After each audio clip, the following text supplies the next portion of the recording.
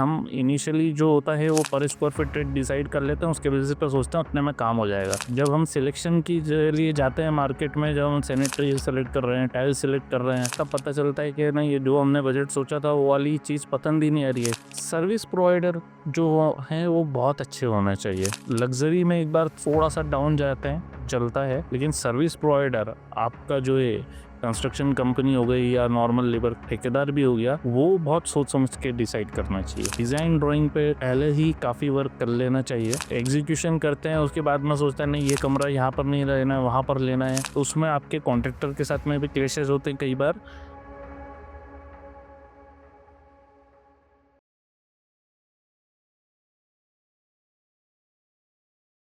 लाखों करोड़ों रुपए और बहुत सारा समय खर्च करने के बाद में एक बिल्डिंग बनकर तैयार होता है। और एक बिल्डिंग को बनने के दौरान कई सारी समस्याओं का सामना करना पड़ता है। और कई बार आम आदमी का घर बनने के बाद उसे समझ आता है कि क्या क्या गलतियां नहीं करना चाहिए थी। और इन सबका एक ही कारण होता है, lack of awareness and knowledge. आपकी इन सब समस्याओं के समाधान और आपकी घर के निर्माण को आसान बनाने के लिए मैं अश्विन मंडोई सेव विथ ईज के हमारे इस पॉडकास्ट में आज आपको मिलाने जा रहा हूँ construction industry expert, civil engineer and structural engineer mister Chirag Nimasar. Hello sir, welcome to our podcast. Thank you Ashwin, and thank you for the opportunity for this session. Sir, सबसे पहले मैं क्वेश्चन स्टार्ट करूंगा आपकी जर्नी से कि आपकी जर्नी कहाँ से स्टार्ट हुई। अश्विन, जर्नी बेसिकली हर किसी की जो मैं समझता हूँ मैक्सिमम लोगों की जर्नी स्टार्ट जो होती है वो लाइफ स्ट्रगल से होती है।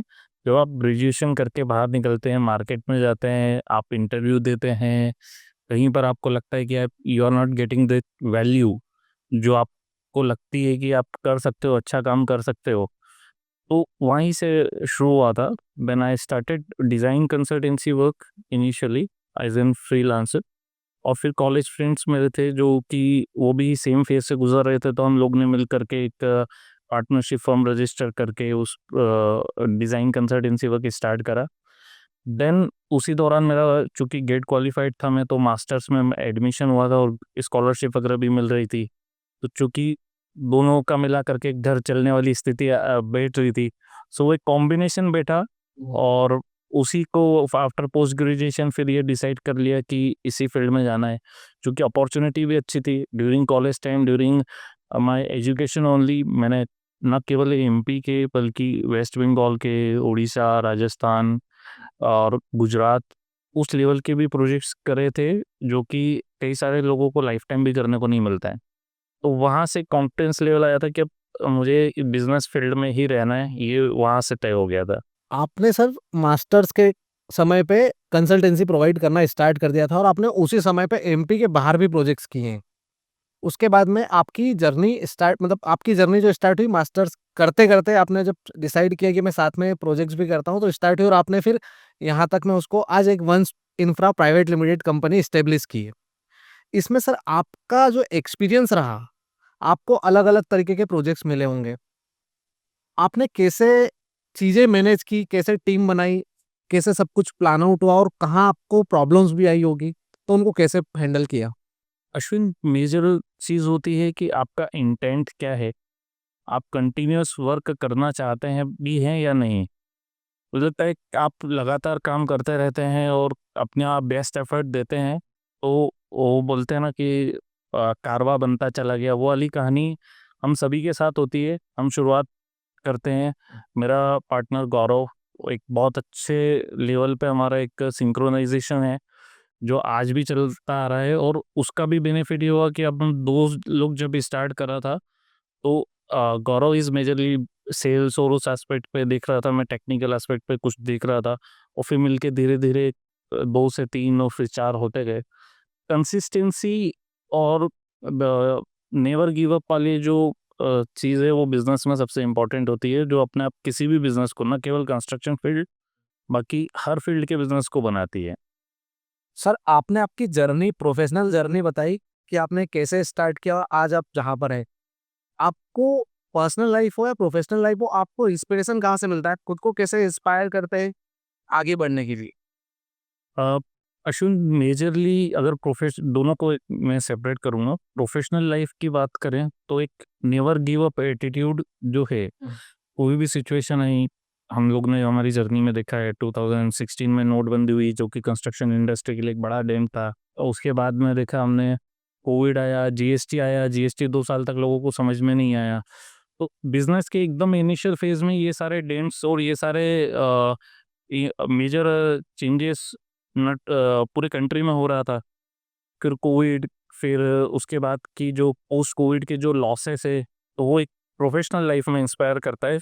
और पर्सनल लाइफ की मैं बात करूँ तो पर्सनल लाइफ में जो हमेशा रहता है कि कर्मा पे मैं बहुत ज़्यादा बिलीव करता हूँ। तो मैं ज़्यादा से ज़्यादा अच्छी चीज़ें, जैसे फॉर एग्जांपल इवन हमारे फाउंडेशन डे, कंपनी का जब भी फाउंडेशन डे होता है, हम कोई ना कोई पॉजिटिव सोशल एक्टिविटीज़ करते रहते हैं। वो प्लांटेशन हो सकता है, हमने ब्लड डोनेशन कैंप चलाए हैं, हम लोग ने अभी इस साल हमने जो है क्लॉथ डिस्ट्रीब्यूशन, जो ठंड का समय था, दिसंबर में हमारा फाउंडेशन डे होता है, तो ठंड का समय है तो क्लॉथ डिस्ट्रीब्यूशन। तो इस तरह की सोशल एक्टिविटीज़ और कर्मा पे बिलीव रखते हैं, तो वो चीज़ें भी काफ़ी ज़्यादा पर्सनल लाइफ में भी जब बुरा होने लगता है तब सोचते हैं कि नहीं, अपने कर्म अच्छे हैं तो अच्छा ही होगा। और वो कहीं न कहीं पे एक्चुअल में डेस्टिनी और एक्चुअल में भगवान साथ देता भी है बुरे बिल्कुल वक़्त सही पे। बात है सर। जी। आपने सर बिज़नेस स्टार्ट किया, इस आपके पहले आपकी फैमिली में किसी ने बिज़नेस किया है या आप फर्स्ट जनरेशन हैं? अ, मेरे फादर जो एक अकाउंटेंट थे और पूरा लाइफ उन्होंने उसी फील्ड में निकाल दिया। और लगभग 35 साल तो केवल एक ही कंपनी में काम करा है उन्होंने। उनका कहना यही था कि मैंने नौकरी कर ली है तो अब तुम नौकरी मत करो। तो वो बैकग्राउंड मेरा जो है पूरा सर्विस क्लास इंडस्ट्री से रहा है, पापा ने जॉब करा है। बट कहीं न कहीं पे उनका भी एक इन्फ्लुएंस है, उनका भी थॉट प्रोसेस है जो आपको वहाँ से एक स्ट्रेंथ मिली है कि अगर क्योंकि बिज़नेस में एक रिस्क भी होता है और फर्स्ट जनरेशन होना तो हमें कई बार स्टार्टिंग में होता है कि हम गलत डिसीजंस भी ले लेते हैं, कभी इमोशनल होकर डिसीजंस ले लेते हैं। तो आपको एक फैमिली से आपको प्रॉपर सपोर्ट मिला है बिज़नेस में आगे बढ़ने के लिए। सपोर्ट मिला है, मोटिवेशन भी मिला है। और जो उनके लाइफ स्ट्रगल्स रहे हैं, उसके बेसिस पे उन्होंने टाइम टू टाइम गाइड भी करा है। ये बहुत अच्छी बात है सर, अगर फैमिली साथ है तो सब कुछ पॉसिबल है हमारे लिए, हम कर सकते हैं। अब अगर मैं सर कंस्ट्रक्शन की बात करूं, तो जब हम एक बिल्डिंग के कंस्ट्रक्शन स्टार्ट करते हैं, कंस्ट्रक्शन स्टार्ट करने से पहले क्या-क्या तैयारियां कर लेना चाहिए? कंस्ट्रक्शन के पहले सबसे मेजर होता है बजटरी। जनरली क्या होता है कि चूँकि अधिकतर लोग जो होते हैं वो फर्स्ट टाइम कंस्ट्रक्शन होते हैं, तो इनिशियल जब मार्केट में जाते हैं वो कोटेशन लेते हैं, तो देखते हैं कि अगर मैं जनरल रेसिडेंशियल की बात करूँ तो 1350 रुपए स्क्वायर फीट, 1400 रुपए, 1500 रुपए स्क्वायर फीट, उस हिसाब से वो एक इनिशियल परसेप्शन बना लेते हैं अपना बजट को लेकर के। जबकि ऐसा नहीं होना चाहिए। सबसे पहली चीज़ जो है वो ये है कि डिटेल में समझना ज़रूरी है, थोड़ा-सा वक़्त लेना ज़रूरी है कि जो वो अधिकतर ऑफ़र्स जो होते हैं ना, वो सबसे लोएस्ट 999 से स्टार्ट वाले टाइप के जो ऑफ़र्स होते हैं मार्केट में, वो घूमते हैं। बिल्कुल। अब उससे इन्फ्लुएंस नहीं होना चाहिए। सबसे पहले आपको ये देखना चाहिए मेरी रिक्वायरमेंट क्या है, उसको नोट डाउन करें और अपनी रिक्वायरमेंट के हिसाब से बजट को अच्छे तरह से मैनेज करें। अधिकतर प्रोजेक्ट बीच में रुकते हैं, डिले होते हैं, उसका कारण यही होता है कि हम इनिशियली जो होता है वो पर स्क्वायर फीट रेट डिसाइड कर लेते हैं, उसके बेसिस पे सोचते हैं उतने में काम हो जाएगा। जब हम सिलेक्शन की लिए जाते हैं मार्केट में, जब हम सैनिटरी सेलेक्ट कर रहे हैं, टाइल्स सेलेक्ट कर रहे हैं, तब सोचते हैं, तब पता चलता है कि नहीं, ये जो हमने बजट सोचा था वो वाली चीज़ पसंद ही नहीं आ रही है। मुझे तो चाहिए इटालियन, मुझे तो चाहिए हर एक का item luxurious, sanitary item luxurious. तो ये चीज़ें बहुत इम्पोर्टेंट हो जाती है कि आखिरी तक के बजट को डिफाइन रखना। दूसरा, सर्विस प्रोवाइडर जो हैं वो बहुत अच्छे होना चाहिए। लग्ज़री में एक बार थोड़ा-सा डाउन जाते हैं, चलता है, लेकिन सर्विस प्रोवाइडर आपका जो है, कंस्ट्रक्शन कंपनी हो गई या नॉर्मल लेबर ठेकेदार भी हो गया, वो बहुत सोच समझ के डिसाइड करना चाहिए। तीसरा पॉइंट मुझे लगता है कि डिज़ाइन ड्राइंग पे पहले ही काफ़ी वर्क कर लेना चाहिए। एग्ज़ीक्यूशन करते हैं, उसके बाद में सोचते हैं नहीं, ये कमरा यहाँ पर नहीं लेना है, वहाँ पर लेना है। तो उसमें आपके कॉन्ट्रैक्टर के साथ में भी क्लैशेज़ होते हैं कई बार, और आपका बजट भी जो है वो ओवर हो सकता है मिडवे में, या फिर आप नहीं चीज़ें करेंगे। इससे अच्छा है कि आप पहले से ही सब कुछ प्री प्लान करके ड्राइंग डिज़ाइन करें, ये इम्पोर्टेंट है। बिल्कुल। इंदौर में या कहीं भी बात करें तो जब एक आम आदमी घर बनाता है सर, तो उनको सजेशन देने वाले बहुत मिल जाते हैं। लेकिन क्या सही है उनके लिए, क्या गलत है? तो उन्हें कैसे डिसाइड करना चाहिए, फिर कहाँ से सही गाइडेंस मिले एक आम आदमी को कि घर बनाने से पहले मैंने क्योंकि बजट डिसाइड किया, रिक्वायरमेंट डिसाइड की, ज़रूरी नहीं हो कि उस बजट में रिक्वायरमेंट फुलफिल हो जाए। उनको सही मार्गदर्शन कैसे मिलेगा? एक्चुअली सबसे इम्पोर्टेंट चीज़ जो है, वो है सही व्यक्ति तक पहुँचना। जी, बजट या कोई सा भी फैक्टर हो, टेक्निकल फैक्टर हो, स्पेसिफिकेशन हो, डिज़ाइन हो, उन सब के लिए हम जनरली क्या होता है कि मेरा चाचा, मेरे मामा, मेरा ये, उसको थोड़ा-सा अवॉइड करना चाहिए। जी, अच्छी बात है आप सजेशन ले रहे हैं फैमिली में, बट फर्स्ट प्रेफ़रेंस हमेशा जो है वो एक्सपर्ट को दें, जी, प्रोफेशनल। प्रोफ़ेशनल को दें, उसका एक नज़रिया जानें, उसके थॉट प्रोसेस जानें, टेक्निकल एस्पेक्ट्स में वो क्या बोल रहे हैं, वो जानें। ये सबसे इम्पोर्टेंट होता है। और मार्केट में चूँकि ये फ़ील्ड ऐसी है, फिज़िकली दिख रहा है, घर बन रहा है, तो लोग आएँगे और सजेस्ट करेंगे।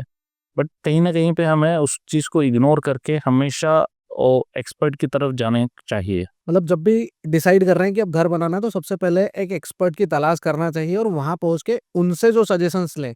मतलब जब अगर हम कहीं भी फिज़िकली हेल्थ से रिलेटेड बीमार हो तो हम सबसे पहले डॉक्टर के पास जाते हैं। वैसे अगर घर भी बनाना है तो सबसे पहले हम एक प्रोफेशनल या एक्सपर्ट टीम के पास में बिल्कुल, वही घरेलू नुस्खे काम नहीं आते यहाँ पर।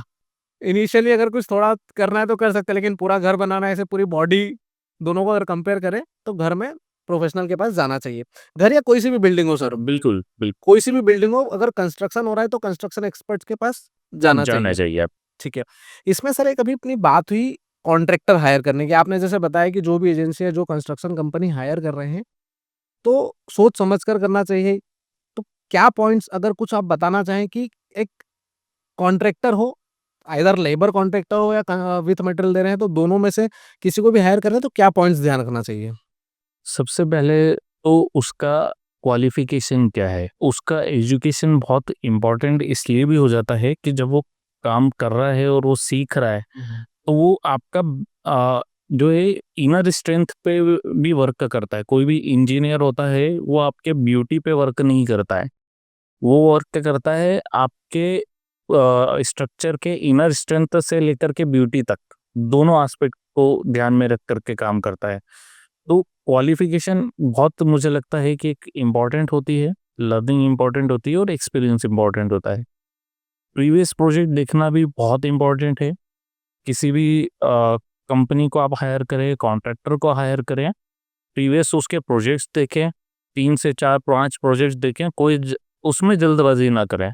आपको लग रहा है नहीं सैटिस्फैक्शन है, उसको बोलिए और दिखाए, वो और दिखाएगा। बिल्कुल उसने सही बात काम है। करा है, उसको कॉन्फिडेंस है, तो वो और काम दिखाएगा। तो बिल्कुल ज़्यादा से सही बात ज़्यादा काम देखिए उसका, है। जी।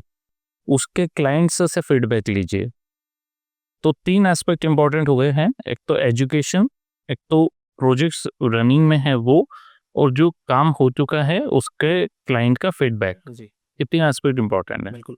एक सर इसमें आपने जब क्वालिफ़िकेशन की बात की तो मेरे दिमाग में आया, मतलब with due respect to contractors, market में इंदौर में मेनली मैंने देखा है कि जो नॉन टेक्निकल पर्सन्स हैं जिनको काफ़ी एक्सपीरियंस हो गया, मेनली जो लेबर कॉन्ट्रैक्टर्स हैं, वो कहीं न कहीं क्लाइंट को इन्फ्लुएंस करते हैं कि यार ये तो ड्राइंग्स बना रहा है, मैं साइट पे इतने समय से काम कर रहा हूँ। अगर हम ड्राइंग्स भी देते हैं, अगर मैं मेरे एक्सपीरियंस की बात करूँ या मैंने दूसरे क्लाइंट्स के मुँह से भी सुना है कि जब ड्राइंग्स की बात आई, तो कॉन्ट्रैक्टर कहीं न कहीं बोलता है, "अरे ड्राइंग्स को छोड़ो, मैं तो मेरे हिसाब से ऐसे कर देता हूँ", और वो इन्फ्लुएंस करते हैं उनका पैसे बचाने के चक्कर में। तो कहीं न कहीं वो हमारी क्वालिफ़िकेशन पे क्वेश्चन मार्क करते हैं कि अरे इनको क्या पता है, तो ऑफ़िस में बैठ के ड्राइंग्स बनाते हैं। हमें जो एक्सपीरियंस है वो असली एक्सपीरियंस है। तो कभी आपके साथ ऐसा हुआ है या फिर आपको लगता है ये इस पे, मतलब आपका क्या पॉइंट ऑफ व्यू है? बिल्कुल ऐसा होता ही है। जब भी इवन कोई भी इंजीनियर और कोई भी आर्किटेक्ट अपनी लाइफ में स्टार्ट करता है, तो उसको ये स्ट्रगल तो शुरू के 3-4 साल तो होता ही है, और वो हमारे साथ भी हुआ है और हर किसी का होता है। तो बेसिक अंडरस्टैंडिंग यही है जो मैं समझ पाया हूँ अपने इतने करियर में, कि इंजीनियर भी परफेक्ट नहीं है और ठेकेदार भी परफेक्ट नहीं है। देखा जाए तो दोनों ही परफेक्ट नहीं है, और दोनों को मिल करके काम करना पड़ेगा। जहाँ अगर ऐसा कॉन्ट्रैक्टर आपको मिल रहा है जो इंजीनियर के क्वालिफिकेशन पे पॉइंट उठा रहा है बहुत ज़्यादा, तो कहीं ना कहीं पे आपको कॉन्ट्रैक्टर को भी देखना चाहिए कि ब्लेम करने से प्रोजेक्ट नहीं होता है। इसका वायस वर्सा भी है कि अगर कोई इंजीनियर आर्किटेक्ट बहुत ज़्यादा ही कॉन्ट्रैक्टर को डोमिनेट कर रहा है तो उसका एक्सपीरियंस भी मायने रखता है। मायने दोनों ही चीज़ें रखती हैं और कोई भी प्रोजेक्ट कोलैबोरेशन से ही होता है। तो दोनों ही एस्पेक्ट है और कोई भी परफेक्ट नहीं है और मिल के सब परफेक्ट बनता है। बट इसमें सर क्लाइंट को क्या ध्यान रखना चाहिए? मतलब कई बार इन्फ्लुएंस होते हैं क्लाइंट और कई बार सही सजेशंस भी मिल जाते हैं, लेकिन मोस्टली कहीं न कहीं इन्फ्लुएंस हो जाते हैं और कहीं चीज़ें गलत हो जाती हैं। कई बार इंजीनियर या आर्किटेक्ट से भी इन्फ्लुएंस हो जाते हैं और गलत डिसीजंस ले लेते हैं और कई बार कॉन्ट्रैक्टर के डिस्कशन में भी कुछ चीज़ें गलत हो जाती है। तो क्लाइंट को क्योंकि क्लाइंट मीडिएटर है एक आर्किटेक्ट, इंजीनियर या फिर एक कॉन्ट्रैक्टर के बीच में, तो उन्हें कैसे कोऑर्डिनेशन करना चाहिए दोनों से? सबसे पहली चीज़ तो ये है कि इन्फ्लुएंस तब होंगे जब आप किसी भी चीज़ को डिटेल में बात नहीं करेंगे। बिल्कुल सही बात है। जब आप डिटेल में बात करना चालू करते हैं, कॉन्ट्रैक्टर अगर कुछ बोल रहा है तो उसका क्या केवल एक्सपीरियंस नहीं, पर्टिकुलर मेरे प्रोजेक्ट में क्या आपका रीजनिंग है, लॉजिकल रीजनिंग क्या है, वो इम्पोर्टेंट होता है। सिमिलरली इंजीनियर का भी लॉजिकल रीजनिंग क्या है और दोनों का मिल करके फिर आगे कहानी बढ़ती है। तो ये मुझे लगता है कि सबसे इम्पोर्टेंट होता है कि इंसिडेंस होने की जगह पे थोड़ा सा ठहर के, थोड़ा सा वक्त दे करके पॉइंट्स को नोट डाउन करें। आपका कॉन्ट्रैक्टर क्या क्या पॉइंट बोल रहा है, उसका बेस क्या है, और इंजीनियर और आर्किटेक्ट क्या पॉइंट बोल रहा है, उसका बेस क्या है, और फिर मिल करके फिर आप म्यूचुअल डिसीजन हमेशा म्यूचुअल होने चाहिए बिल्कुल सही बात है सर। फील्ड पे। हाँ, क्योंकि कंस्ट्रक्शन एक घर बनाना हो या कोई भी बिल्डिंग बनाना हो तो एक आदमी के अकेले के बस का बात नहीं, अलग-अलग तरीके के टीम वर्क है, एक्सपर्ट्स हैं, it's a team team work. Work है और कोऑर्डिनेशन के साथ में ही होगा और ये चीज़ क्लाइंट को भी ध्यान रखना चाहिए कि किसी को बस किसी के सुनने से सही गलत ना कर ले, डिस्कशन करके रिजल्ट निकालें तो ज़्यादा बेहतर होगा उनके लिए और सबके लिए। बिल्कुल। ठीक है। अभी सर जब ड्राइंग्स की अगर बात करेंगे, एक घर बनाना है तो कौन-कौन सी ड्राइंग्स होना चाहिए और उनकी क्या इम्पोर्टेंस है? इसमें सबसे इम्पोर्टेंट जो बेसिक मैं देख रहा हूँ अभी मार्केट में ट्रेंड हो रहा है कि प्लानिंग बन जाती है, एलिवेशन खूबसूरत हो रहा है, उस पे ध्यान दिया जा रहा है। उसका स्ट्रक्चर ड्राइंग्स पे अभी भी उतना इम्पैक्ट नहीं है या क्लाइंट का इंटरेस्ट नहीं है। आई डोंट नो व्हाट, मतलब क्या रोक रहा है मार्केट को। बट आप जब कंस्ट्रक्शन करते हैं तो उसमें हमेशा देखिएगा आप आउटर ब्यूटी और आउटर जो इक्विपमेंट्स होते हैं, सैनिटरी आइटम्स होते हैं, स्विच बोर्ड्स होते हैं, उसमें फोकस जनरली लोगों का होता है, बट इनर स्ट्रेंथ पे कम होता है। तो बट हमें करना चाहिए इनर स्ट्रेंथ, क्योंकि आउटर जितनी भी चीज़ें हैं वो आप बाद में भी चेंज कर सकते हैं। बिल्कुल सही बात। स्विचेस 5-7 साल बाद चेंज कर सकते हैं, या 5-7 साल भी नहीं, आप चाहें तो अगले दिन भी अगले दिन चेंज कर चेंज कर सकते हैं। सकते हैं। सैनिटरी आइटम्स भी आप चेंज कर सकते हैं, लेकिन आप जो inner strength of the structure है उस पे कभी भी बार-बार वर्किंग नहीं कर सकते और वो कॉस्टली अफेयर हो जाता है विद द टाइम। जी। इसलिए उधर इन्वेस्टमेंट करना चाहिए और उधर ध्यान रखना चाहिए। और जो भी इंटरनल ड्राइंग्स है, प्लम्बिंग ड्राइंग्स हो गई, आपकी इलेक्ट्रिकल इलेक्ट्रिकल हो ड्राइंग्स हो गई, गई, ड्रेनेज। आपके नए-नए इक्विपमेंट्स आते जा रहे हैं आजकल। जी। हमारे एसी हर घरों में घर लग रहा में है, उस प्रेशर पंप प्रेशर है, पंप है। बोरिंग पंप्स है। तो इलेक्ट्रिकल को डिज़ाइन पे फोकस नहीं करा जाता है, बाद में फॉल्ट्स आते हैं, बिल्कुल तो सही वो बात। भी एक इम्पोर्टेंट एस्पेक्ट्स है। और आजकल सर इंटीरियर और फर्नीचर वर्क भी ऑलमोस्ट कॉमन हो गया है, तो फिर क्या होता है कई बार कारपेंटर ने ड्रिल किया तो हो सकता है अगर उसको पता नहीं इलेक्ट्रिकल ड्राइंग नहीं और लाइन कहाँ है, तो वो भी एक प्रॉब्लम हो सकती है अगर ड्राइंग्स नहीं है। तो ड्राइंग्स का जो वैल्यू है वो क्लाइंट को समझना चाहिए कि कंस्ट्रक्शन के पहले कर ले। जो आपने सर एक मेन पॉइंट जो बताया कि जनरली प्लान और एलिवेशन पे फोकस किया जाता है, टेक्निकल ड्राइंग्स पे नहीं किया जाता। मुझे कहीं लगती है उसकी एक वजह ये भी है कि क्या होता है ना सर, क्लाइंट सबसे पहले जब घर बनाना है तो कॉन्ट्रैक्टर के पास जाता है और उससे कोटेशन लेता है।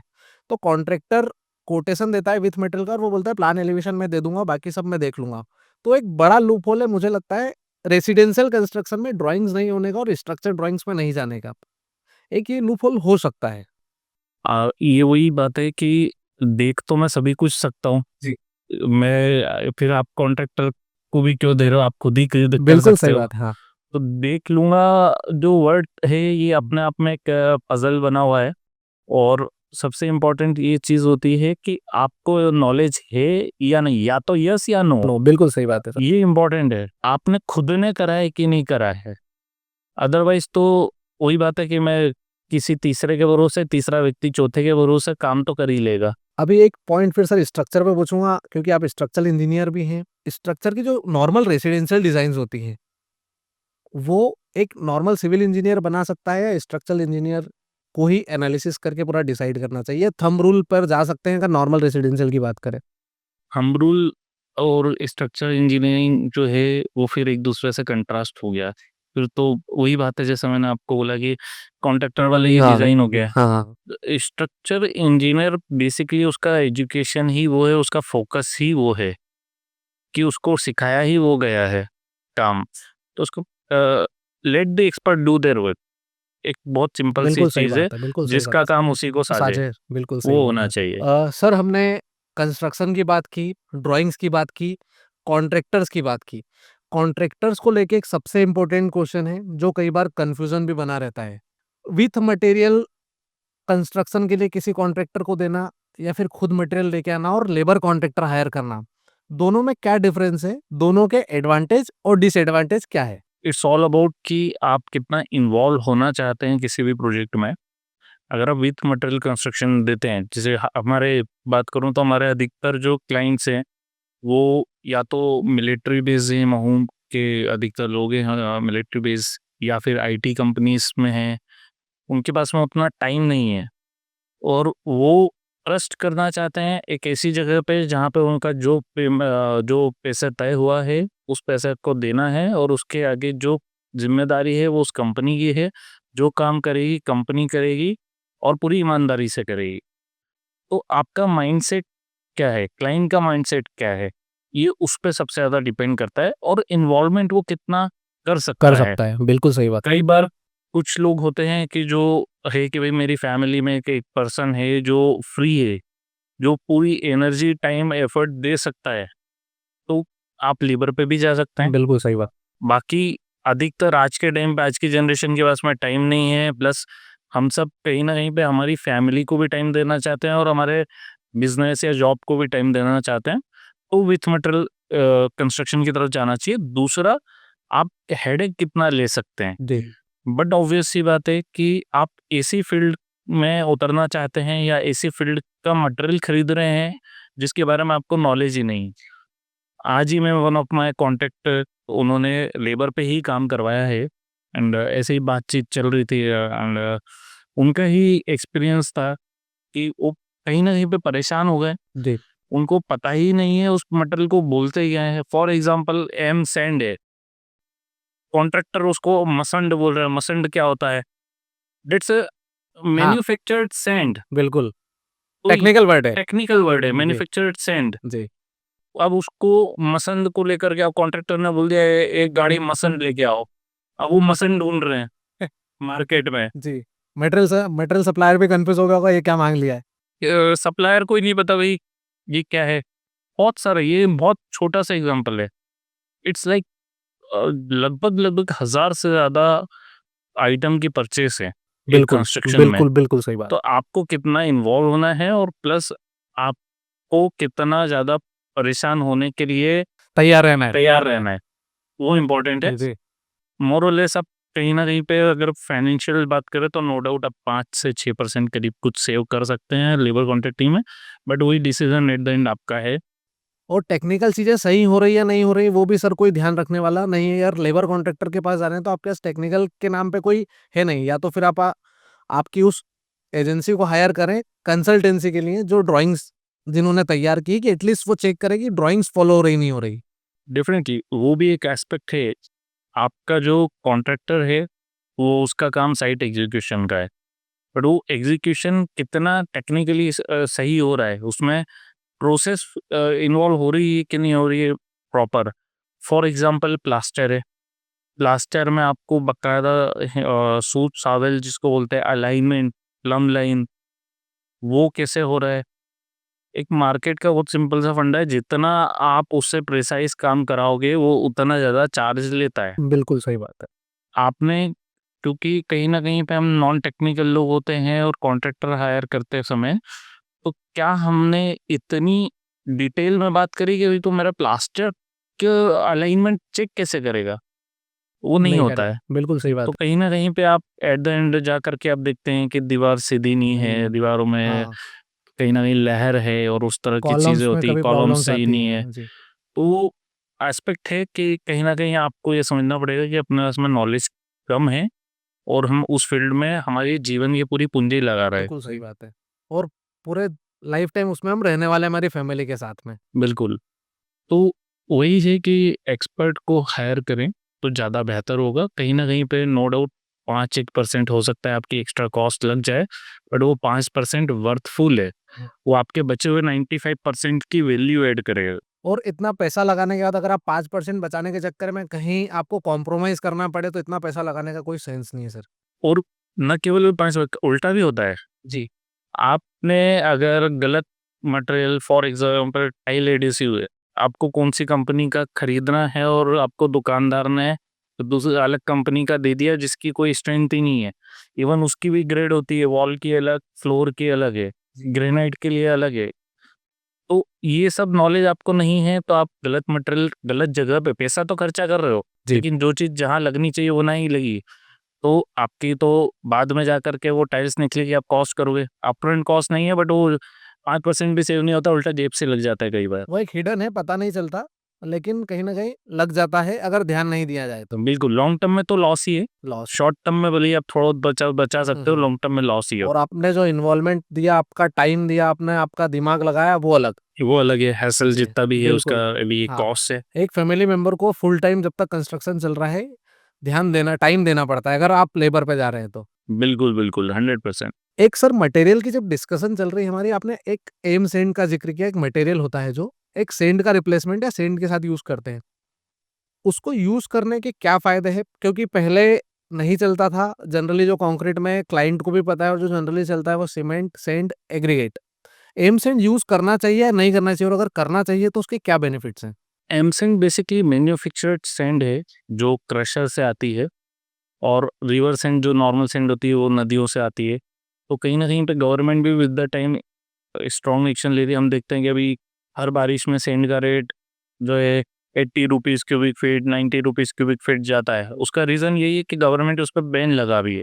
विद द टाइम जो है इवन इंदौर में तो या एमपी में तो फिर भी अवेलेबिलिटी है रिवर सैंड की। कई सारे स्टेट्स हैं जहाँ पर रिवर सैंड अवेलेबल ही नहीं है, तो वहाँ पर तो 100% स्ट्रक्चर जो है वो मैन्युफैक्चर्ड सैंड से ही होता है। दूसरी चीज़ मैन्युफैक्चर्ड सैंड कहीं न कहीं पे एक फैक्ट्री में बन रही है, एक क्रशर पे बन रही है और बाकायदा एक सिस्टमैटिक उसका जो है सिल्टिंग हो रहा है, उसके ग्रेन्यूल्स का जो है सेपरेशन हो रहा है। जिस साइज़ की ग्रेडिंग चाहिए उस साइज़ की ग्रेडिंग हो रही है। तो मोर कंट्रोल्ड वे ऑफ मैन्युफैक्चरिंग है, तो कहीं न कहीं पे वो स्ट्रेंथ पॉइंट ऑफ व्यू से भी अच्छा ही है बिल्कुल। और एनवायरमेंटल पॉइंट ऑफ व्यू से तो नो जी। डाउट अच्छा है। बट मैंने एक चीज़ नोटिस की है सर कि कॉन्ट्रैक्टर्स इसको यूज़ करने में अवॉइड करते हैं ये बोल के कि इसमें इतनी फिनिशिंग नहीं आएगी। बेसिकली ये ऑल अबाउट ग्रेडिंग है। जी, टेक्निकल एस्पेक्ट पे देखें तो आप ये एमसैंड खरीद रहे हैं, एमसैंड की ग्रेडिंग क्या है? जी, आप फिनिशिंग की बात करते हैं, फिनिशिंग क्यों आती है? फिनिशिंग इसलिए आती है क्योंकि वो प्रॉपर मिक्स है। जी, स्मॉल ग्रेन्यूल से लेकर के लार्ज ग्रेन्यूल का हर पार्टिकल का एक प्रॉपर मिक्स है, बिल्कुल सही बात। तो आपकी फिनिशिंग भी आएगी।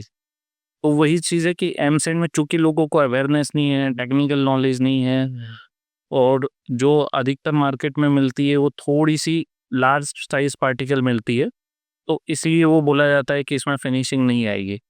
तो वही बात है कि फाइननेस फाइननेस ठीक नहीं होती। जी, वही बात है कि टेक्निकल अगर पर्सन होगा तो वो समझेगा उस चीज़ को, राइट मटेरियल खरीदेगा, तो इस तरह के मिथ मार्केट में नहीं आएँगे। बिल्कुल, बिल्कुल सही बात है सर। एक वापस मैं सर उसी पॉइंट पे जाऊँगा लेबर कॉन्ट्रैक्टर वाले पे।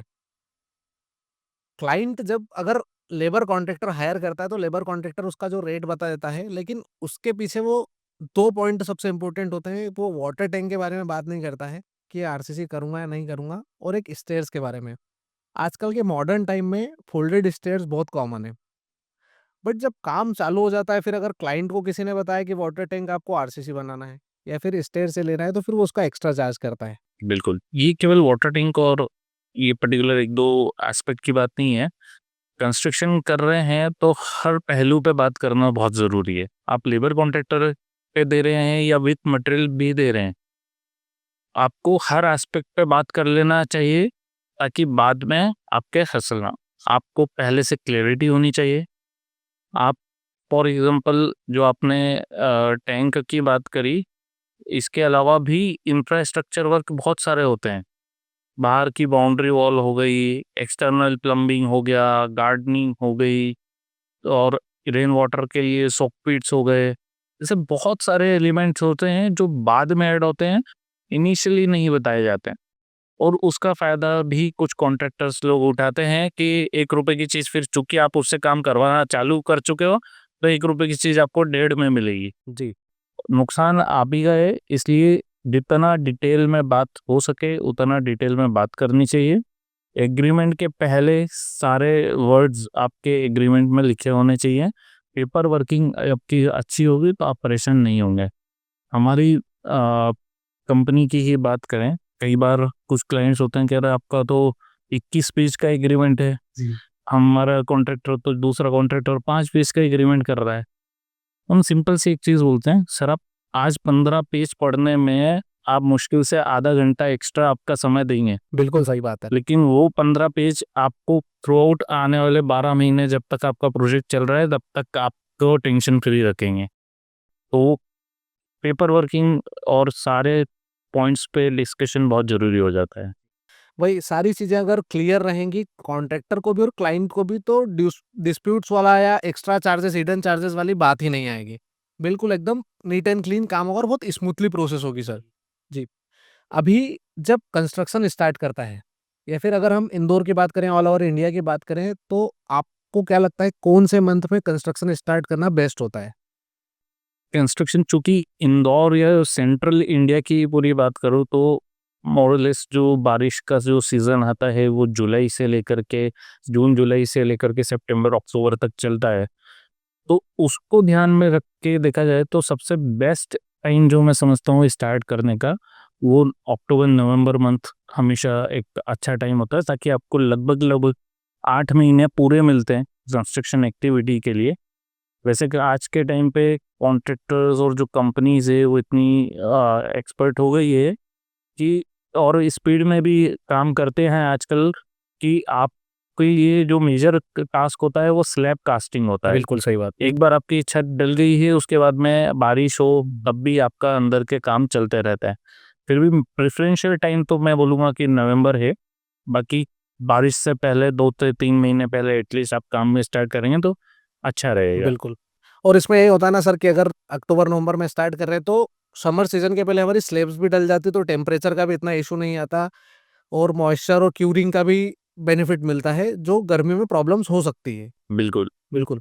अब जब सर कंस्ट्रक्शन स्टार्ट करना है, तो कंस्ट्रक्शन स्टार्ट करने के पहले और कंप्लीट होने के बाद में किन-किन चीज़ों पे क्लाइंट को ध्यान रखना चाहिए?